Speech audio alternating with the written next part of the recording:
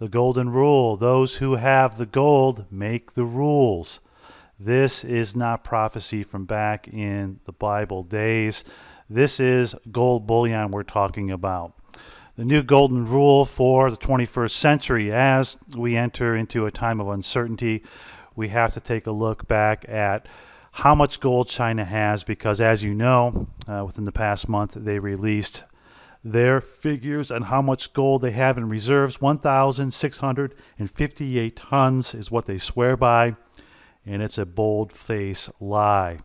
I'll prove to you why. Let's take a look here at the chart that has some of this data accumulated and laid out in a manner that we can all clearly see and understand. Chinese gold reserves at the end of December 31st, 2014. These figures are taken from cumulative total import of gold, cumulative domestic mining of gold, official reserves reported by the Chinese communists, and jewelry base in 1995. Now, we don't have the total mining data for Chinese firms worldwide. We know that China is the #1 world miner of gold. We're just looking at the domestic mining alone, so you can imagine how these figures could be even larger than what I'm showing you here. Jewelry base, of course, that not being an up-to-date accurate figure, but based on their jewelry consumption over the past years, we can only ascertain that it has grown, or at least stayed steady, stayed the same. And through my videos, you'll see that there's an awful lot of over-the-counter buying, massive in fact, that you can assume that it has increased. So we take a look at these figures in metric tons, and we see that by the end of 2014, when we add up all of these figures that are public and approved by Chinese press, this is not something where I'm pulling these numbers out of my arse. This is approved and released by the Chi-Coms, and when we add that all up, we see that China in fact has just shy of 16,000 tons. This is no surprise to me, perhaps no surprise to you, although there are some economists out there that have sworn that it's impossible that China could have as much as 10,000 tons even. And the reason why they've been saying this is because they claim that all gold in the world is closely held and recorded, and all the mining figures are made public, and we have a good track record of who mines gold, who buys gold, which banks have gold, which governments have it, and so on and so on. But I would claim that that is not fact, actually, because if we go back even to as recent as World War II, we can see that all the Nazi gold that was stolen and then stolen again by the Americans, the Black Eagle Gold Trust, if you look that up, you'll get a lot of information on that. That was never accurately held. In fact, the Western forces were stunned to find the amount of gold they found in Nazi Germany, and just recently in the news in Poland, a train car supposedly has been discovered with 200 more tons of that Nazi gold, art, antiques, jewelry, and so on. So we can see here that in fact records have not been accurate, or people have been able to mask the amount of gold that is held by either governments or private entities since the beginning of time. So it is very possible that they could be accumulating gold by proxy and hoarding gold just based on their official figures, adding it all up. Because the gold of the people in China is essentially the gold that is owned by the government, since the government owns practically everything, even property, and some would claim even the very people of the nation itself. So let's take a closer look here. Currency wars. Are we winning? There are no winners in currency wars, okay?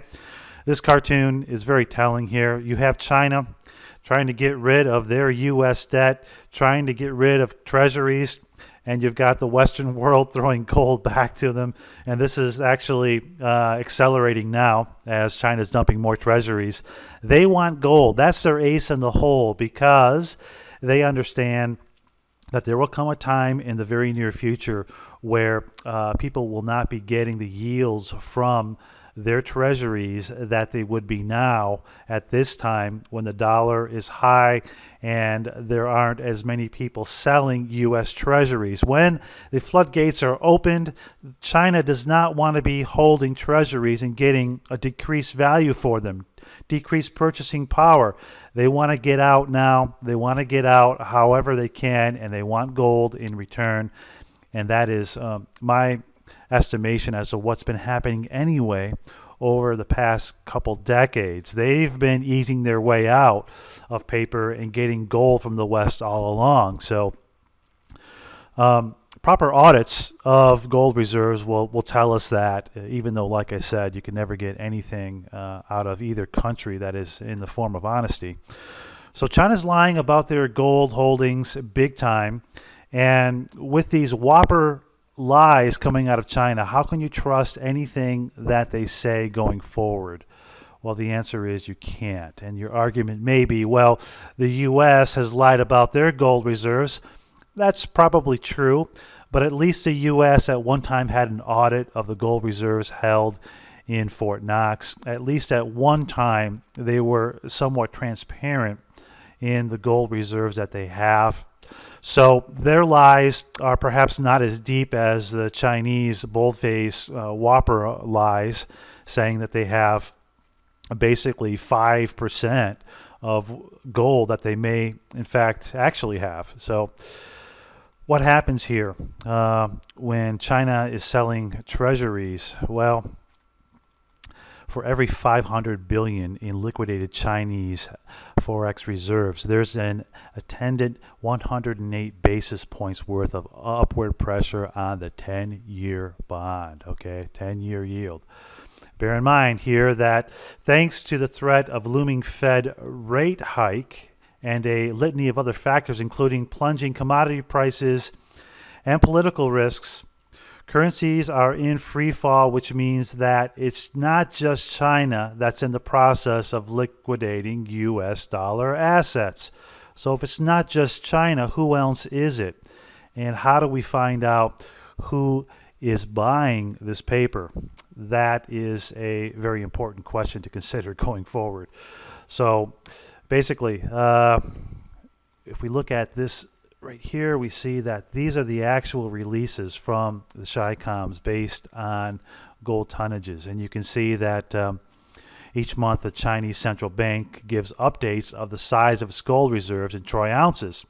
And this is what it looks like in their spreadsheets. And I'll leave this link here in the video so you can take a look at it and pull what you may from it and make your own assumptions. I'm just saying here that it's a huge lie, their gold reserves. It's their ace in the hole, and they're getting rid of paper and going to use that gold as a backstop and use it basically because they know that we're going to go to a hard asset system. So the question being, if China is selling treasuries at a more rapid pace, who could be buying this paper? And that's a great question.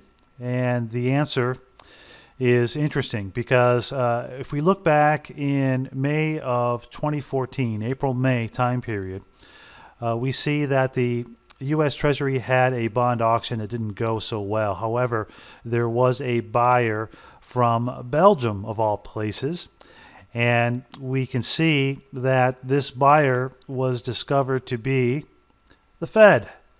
And they bought these treasury bonds when no one else would. China didn't want these bonds at the amount that were being sold.